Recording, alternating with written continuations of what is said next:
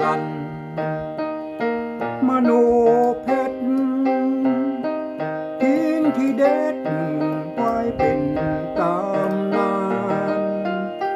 ดีดกีตาร์ปกครองกำเมืองขับขานหมู่เฮาสัมหานมวลใจกู้คน60 ปีล่วงพ้นผ่านมาเพลงกำเมืองนั้นนายังจำชื่อได้ของอายจรัญที่แต่งไว้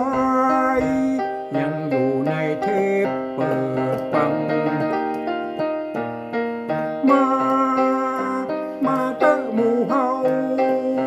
สืบสานเอาหนึ่งช่วยกันรักษาของดีนั้นเล่าในถิ่นล้านนาขอเชิญมาอนุรักษ์กันไว้เดิมศิลปินเพลงกำเมืองแห่งเมืองล้านนาที่ผ่านมาก็มีเพียงเต้าอี้เปลี่ยนไปตามยุคสมัยยังบ่ลืมเลือนจึงมาตีเตือนคือหมู่เฮาฟัง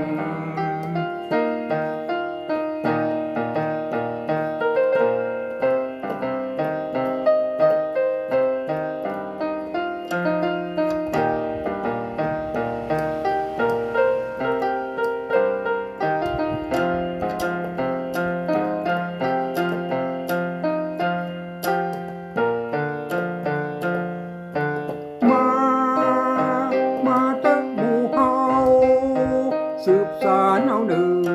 ช่วยกันรักษา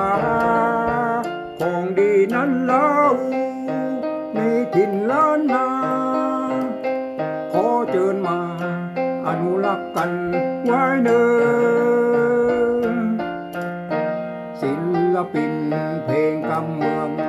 แห่งเมืองล้านนาที่ผ่านมาก็มีเพียงเจ้าอี้เปลี่ยนไปตามยุคสมัยยังบ่ลืมเลือนจึงมาตีเตือน